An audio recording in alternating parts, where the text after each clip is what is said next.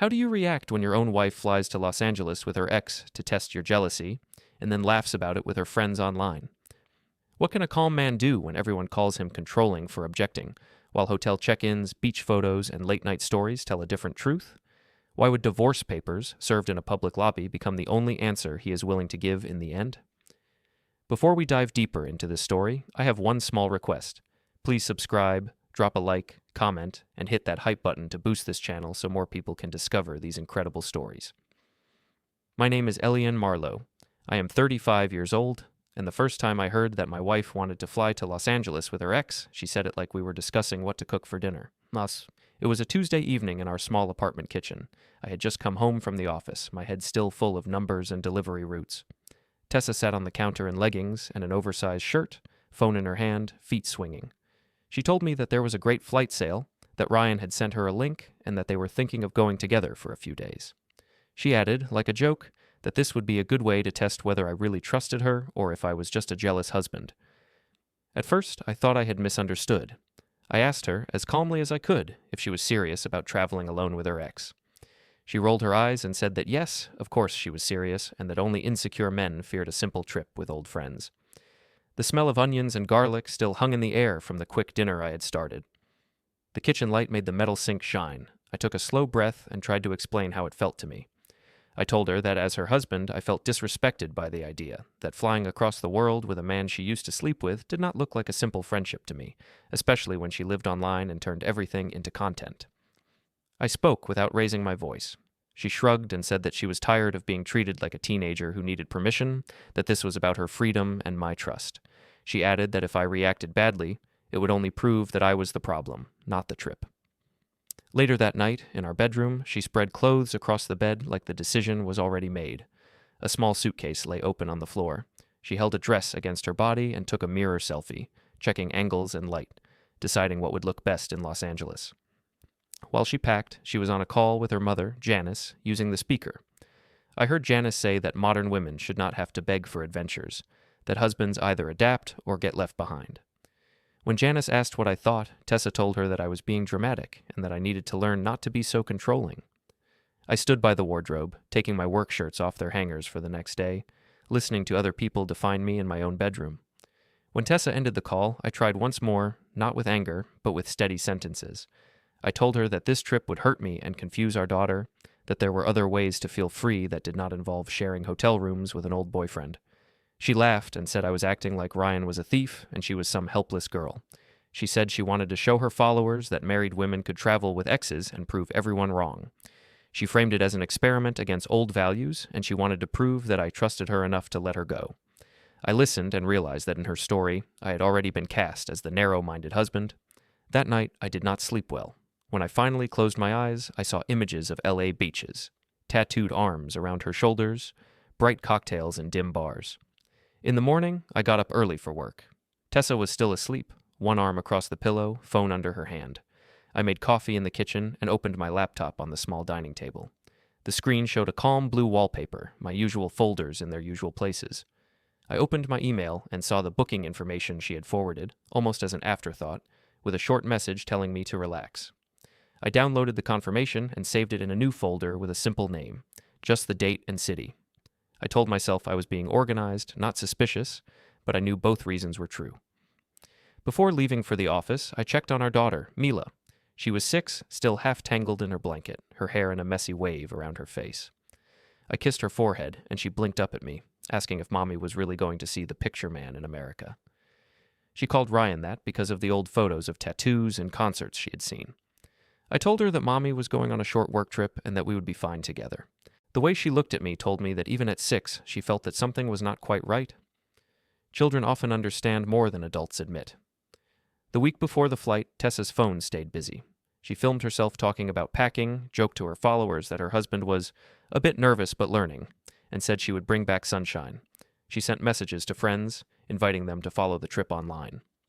When I came home from work, I found her sitting on the balcony, laughing into the camera with Ryan on video call. Her voice carried inside through the glass door. She told him she could not wait to show him a certain rooftop bar in LA, that they would prove to everyone that exes could be purely platonic. I stood in the hallway where she could not see me and tried to imagine any situation where she would be calm if I did the same with an ex of mine. The answer was quick and clear: there was none. On the day of the flight, we all went to the airport together. The departures hall was busy, suitcases rolling, announcements echoing from the high ceiling.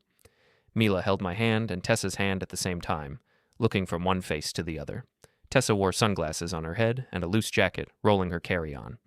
She asked me to take a video of her and Mila, saying she wanted a cute goodbye clip for her followers. I recorded them as they hugged, trying to focus on the lens and not the weight in my chest.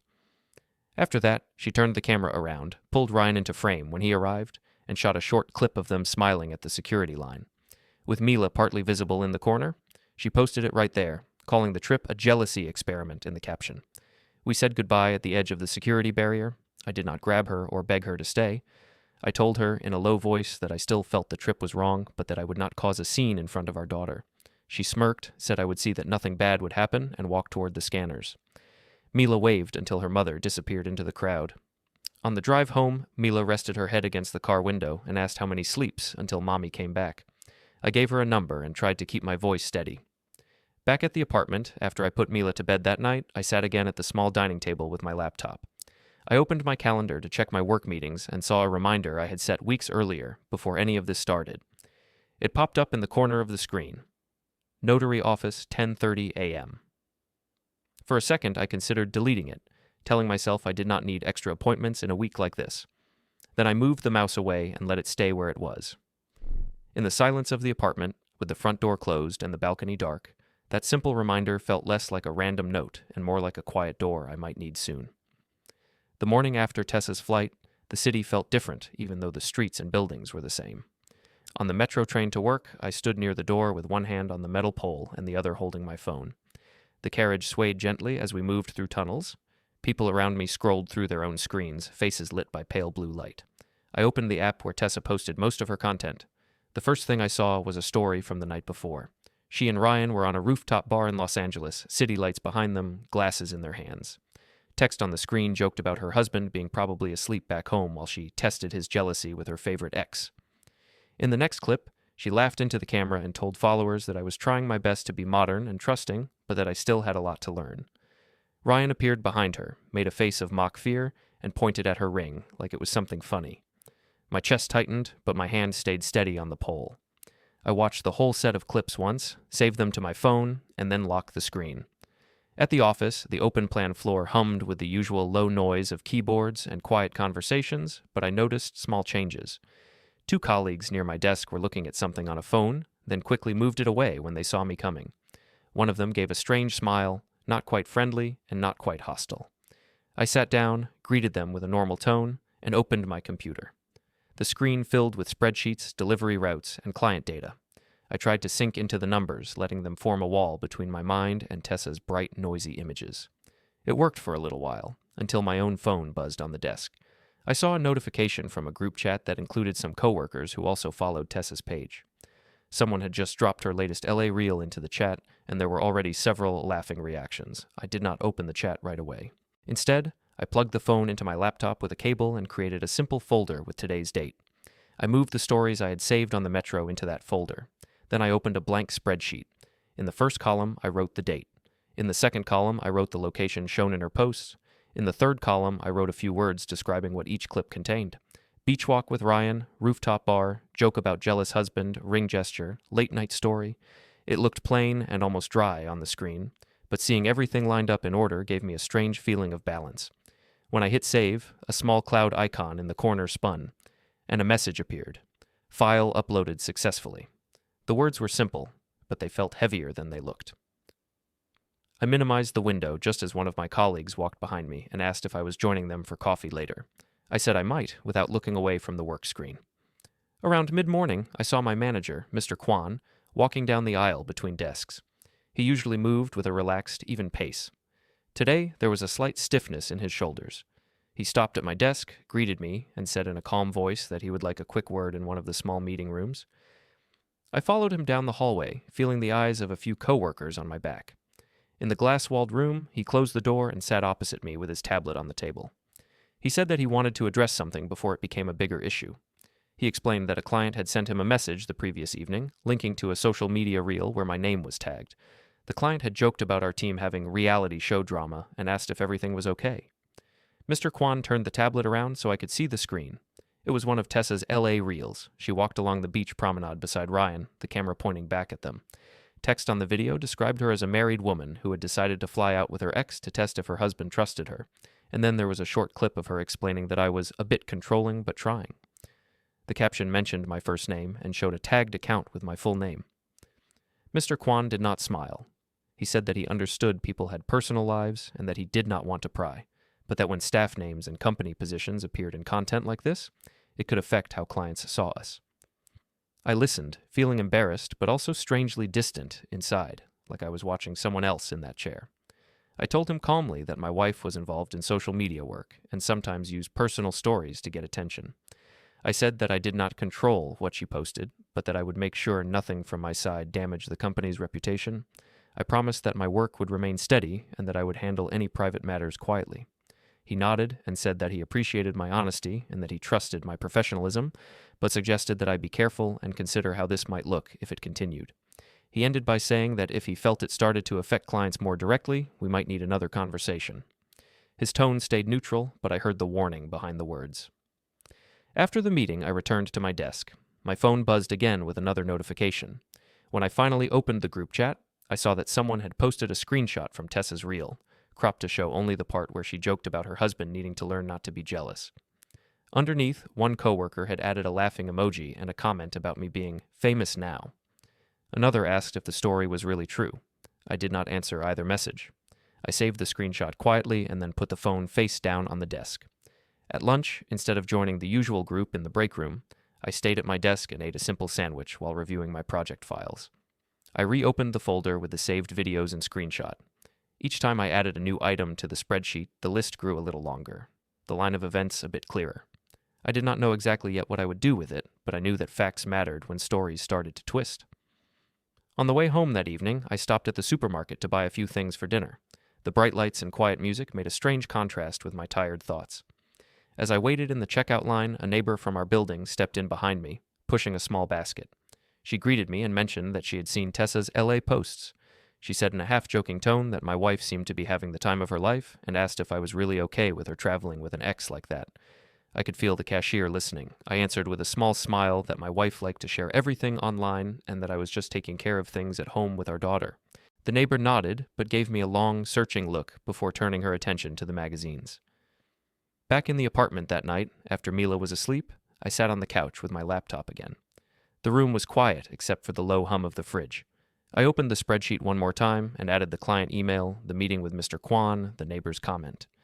When I saved, the small message about the file syncing flashed and vanished. I closed the lid and sat there in the dim light, feeling the shape of something forming around me, something made of numbers, clips, and dates, not shouting. The next morning at work, Mr. Kwan stopped by my desk again. He said he appreciated my focus, but repeated that we might need to revisit the situation if clients kept seeing my name in these kinds of posts. As he spoke, my phone buzzed on the desk. A new notification appeared from the same group chat as before, showing a fresh tagged photo of Tessa and Ryan in LA, arriving at the exact moment my manager said we might have to talk again if this started affecting business more directly. Tessa came back from Los Angeles 3 days later, glowing in a way that had nothing to do with sleep or rest. Mila and I waited for her near arrivals, standing a little apart from the cluster of people with flowers and balloons. When Tessa appeared, rolling her suitcase, she had her phone already raised, filming herself for a back-home story. She knelt to hug Mila, kissed her cheeks, and told her loudly that LA had been amazing. Then she turned the camera toward us and said that her jealous husband had survived the test after all. I watched my own face appear on her screen, smiling politely while my stomach twisted.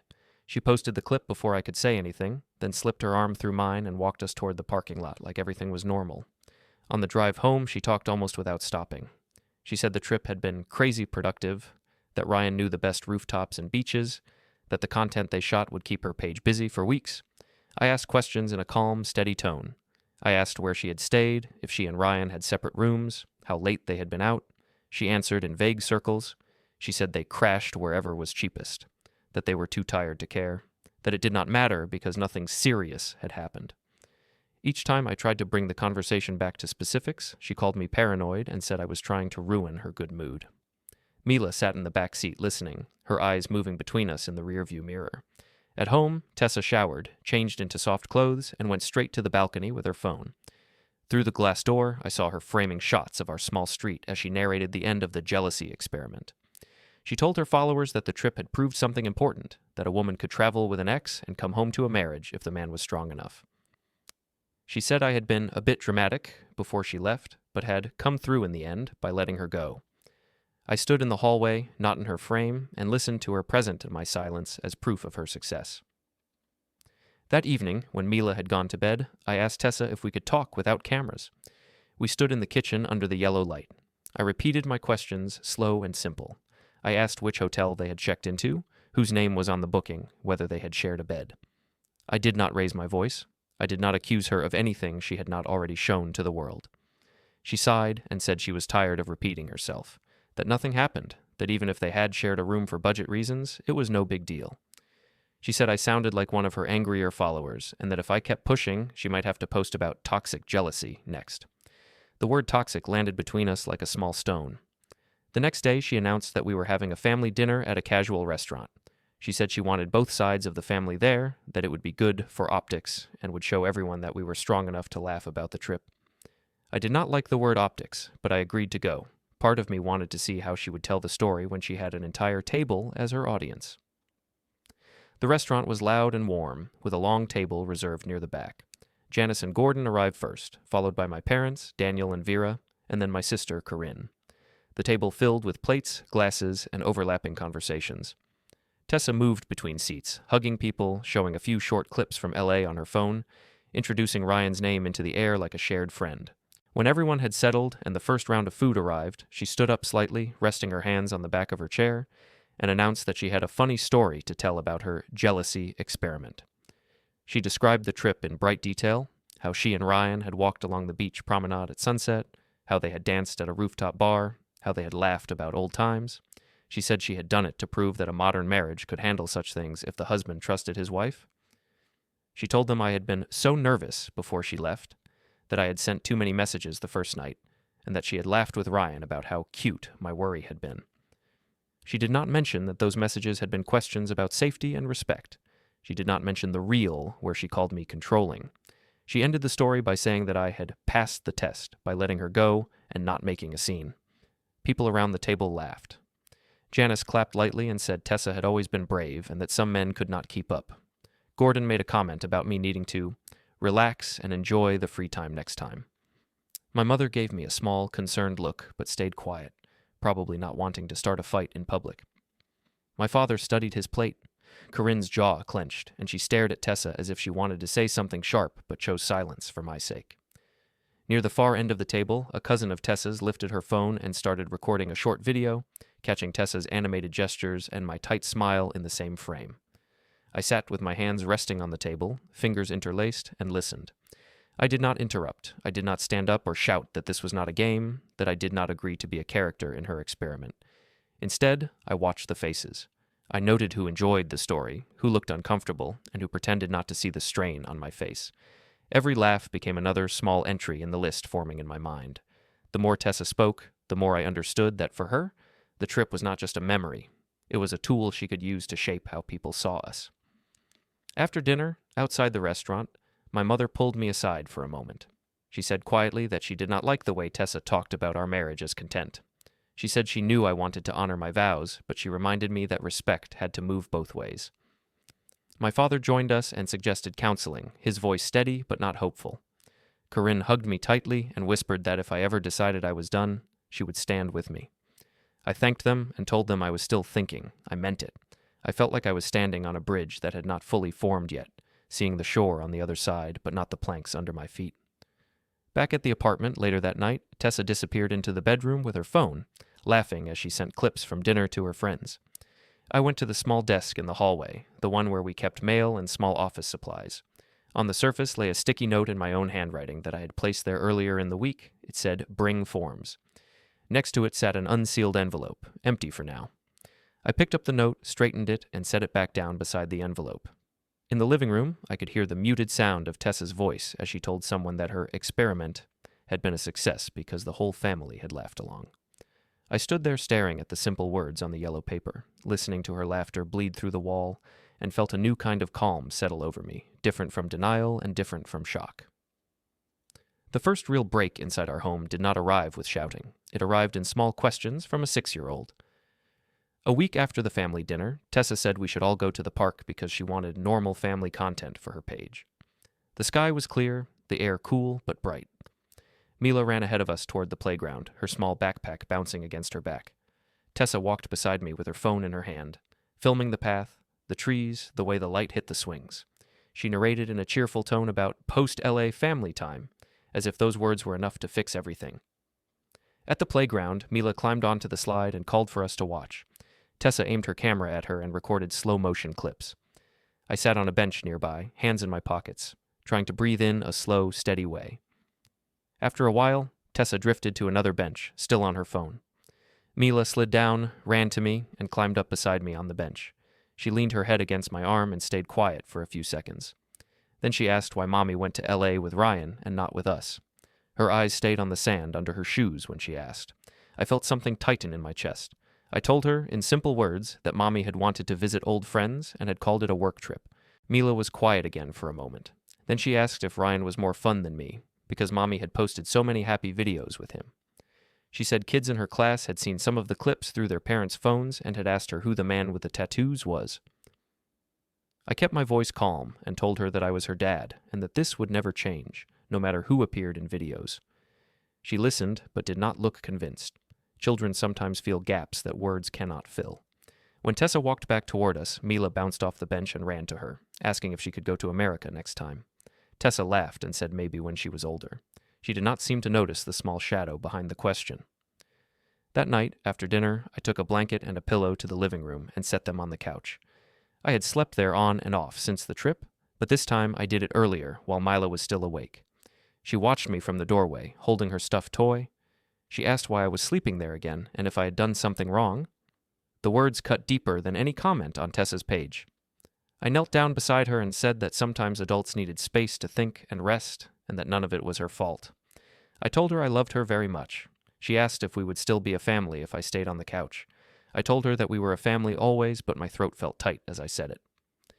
Later, Tessa came out of the bedroom and saw the made-up couch. She said I was being dramatic in front of our daughter. She accused me of turning a simple trip into a punishment, of trying to make her look bad. She said I was using the couch as a silent protest. I answered in an even voice that I was not protesting. I said I did not feel honest sharing a bed, as if nothing had happened. I reminded her that respect had to go both ways.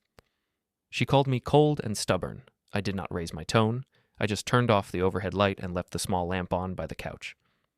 The next day, Tessa's mother, Janice, came over in the afternoon. She sat on the couch that had become my bed at night and looked around the room like she was measuring it. She said she had heard about my new sleeping arrangement. She told me that moving out of the bedroom was emotional manipulation, that I was making Tessa feel trapped and guilty. She said a strong man would shrug off a trip with an ex, enjoy the free time, and not act like he was on trial. I listened with my hands folded, elbows on my knees. I explained that I had not yelled, broken anything, or threatened anyone. I said that sleeping on the couch was my way of being honest about how I felt without frightening anyone. Janice shook her head and said that Tessa needed space to breathe, not a husband who kept track of her mistakes.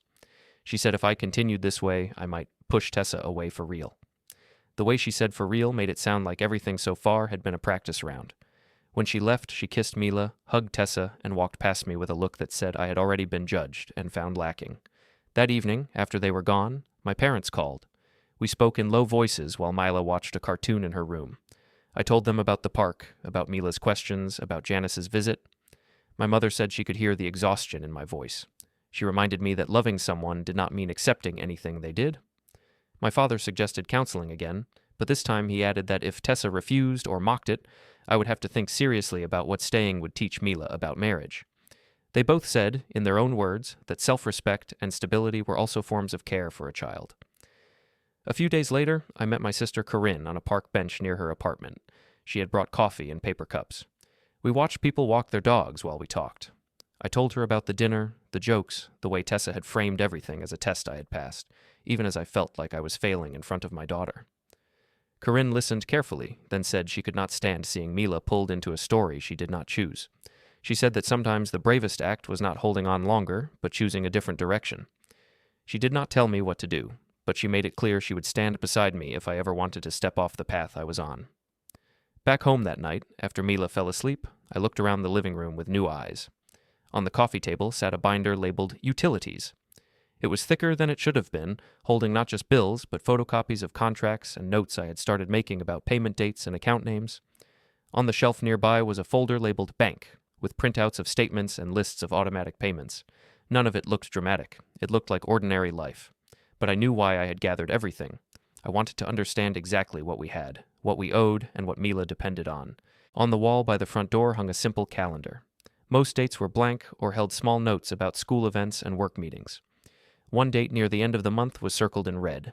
Next to it, in my handwriting, was the word drop-off. I had written it earlier, thinking of a neutral errand. Now it felt like a quiet marker on a road I had not fully admitted I was walking. As I stood there looking at it, I heard small footsteps behind me. Mila appeared at the edge of the hallway, rubbing her eyes. She asked if I would still read to her tomorrow night, even if I slept on the couch again. I said yes, of course. She nodded and went back to bed. I stayed by the door a little longer, eyes fixed on the red circle and the single word beside it, feeling that something important was moving closer, even if I had not named it out loud yet. The first time anyone suggested I should hit Ryan, we were standing in the gym locker room, sweat still drying on the backs of our shirts. A coworker from my team, Jonah, had just finished a set with me and asked how things were at home. I hesitated, then gave him a short version of the LA story. I told him my wife had flown across the world with her ex to test my jealousy, and then turned the whole thing into a public joke. He stared at me for a moment, then said in a low voice that if he were me, he would have already flown to Los Angeles and sorted things out with a fist. I watched his reflection in the locker mirror and shook my head. I said that hitting someone would not erase the posts or the comments or the videos. I told him I would not give Tessa or anyone else a story where I was the violent, unhinged husband. He frowned and said I was too soft. I answered that I preferred being soft to being in handcuffs with my daughter watching. He had no reply to that. After the workout, instead of going straight home, I drove to a quiet parking space near our building and sat in the car for a few minutes with the engine off. The evening light was fading, casting long shadows across the dashboard. I took my phone out and connected it to my laptop. The glow of the screen softened the interior of the car. I opened the folder where I had been saving everything. LA clips, screenshots of captions, comments where my name appeared, bank statements showing charges from hotels and restaurants in Los Angeles, messages from Janice, the client email forwarded from work. Carefully, I selected all of it and copied it onto a small USB stick I had bought on my lunch break. On the plastic casing, I had written the date in neat black letters. As the progress bar moved, I felt an odd calm, like watching suitcases being loaded onto a conveyor belt. When the transfer finished, I ejected the stick, held it for a second between my fingers, then slipped it into a small compartment in the car, next to an old parking pass. Back upstairs, the apartment looked the same, but felt even more divided. Tessa was in the bedroom, door half closed, her voice drifting out as she spoke to someone on video. I could hear the words reset and break and maybe new place over the hum of the fan. Mila was in the living room, drawing at the coffee table. On the surface lay the thick utilities binder and the bank folder. Mila showed me her drawing, 3 figures holding hands, with a question mark floating above one of them. I praised her picture and asked if she wanted to color it more. She said she would wait for Mommy to help choose colors. I sat down on the couch, pushed the binder a little to one side, and opened my laptop. The desktop was clean, only a few folders. 2 of them were new, created over the last days, Archive A and Archive B. Inside Archive A, I placed copies of social media posts and comments. Inside Archive B, I put financial records, bank statements, and notes about shared accounts. I added subfolders named Home, Auto, Bank. The structure looked like something from my office, not from a love story. That was the point. I opened the spreadsheet with dates and notes, added the most recent bank charges, and marked where hotel names appeared. Another small cloud icon spun in the corner, and when the message about the file syncing appeared, I watched it until it disappeared again. Nothing dramatic, just confirmation that the quiet record was safe somewhere beyond our apartment walls. My phone, lying face up on the table, lit up with an alarm I had set the day before. It vibrated lightly and displayed the words "Paper drop 8:15 p.m. I stared at the screen for a moment. The time was still an hour away, but seeing the words written out like that made something inside me settle. I silenced the alarm without touching anything else. In my browser, I opened a few tabs and read only the titles. Storage options, delivery tracking, notary near me. I did not dig deep. I just wanted to know what existed, what services were available if I needed to move from thinking to acting. When I heard footsteps in the hallway, I minimized everything and left only a monthly budget document open. Tessa stepped into the living room, arms crossed, eyes scanning the binder on the table and the open laptop. She asked what I was doing in a tone that already assumed guilt. I told her I was looking at our expenses, making sure the bills were paid and the accounts were in order. She made a sharp sound and said I was turning into some kind of accountant instead of a husband. She accused me of collecting evidence like a detective. I answered that after seeing how stories could be edited and retold, I had learned that facts on paper were important. I reminded her that I had not shouted at her, had not broken anything, had not tried to control her phone or her movements. I said I was only trying to understand the full picture of our life. Her expression shifted, anger mixed with something else, maybe fear. She said she felt like a prisoner in her own home, watched and judged for every step, that my distance hurt her more than any angry fight would. She said if I kept acting like this, she might have to take Mila to her mother's house for a while, so she could breathe. Those words clicked into place inside my mind. I closed the laptop slowly and looked at her. I told her, in a very calm voice, that no one would use our daughter as a way to win an argument. I said that whatever happened between us, I would not agree to be cut out of Mila's life. She leaned against the doorway, eyes bright with tears, and asked what I was planning. She said she could feel that I was up to something, that my folders and late-night sessions with the laptop meant I had already decided to leave her. There was a trembling edge to her voice now. She said if I was going to walk away, I should just say it instead of slowly turning into a stranger in front of her and Mila. I let her talk until the rush of words slowed. Then I answered as simply as I could. I told her that I was done arguing about whether the trip was right or wrong. I said I knew how it felt to me, how it looked to our daughter, and how it had affected my work and family. I said I would not try to persuade her anymore. I would not shout, I would not insult her, and I would not try to control her friendships. I told her I would handle everything properly. The word properly hung in the air between us. I repeated that I would take a path where feelings and facts could both be seen clearly, and where our responsibilities to Mila would be protected. She stared at me, breathing faster, asking what properly meant. I did not give details. I only said that soon there would be clear steps instead of endless conversations that went nowhere. She called me cold again, said I was scaring her, that this was worse than yelling. Then she grabbed her phone and went out to the balcony, closing the glass door a bit harder than usual. Through the glass I saw her pacing, phone to her ear, her free hand moving in sharp gestures as she spoke, probably to her mother or Nadia. I stayed on the couch, hands resting on my knees, feeling a strange quiet settle over the room.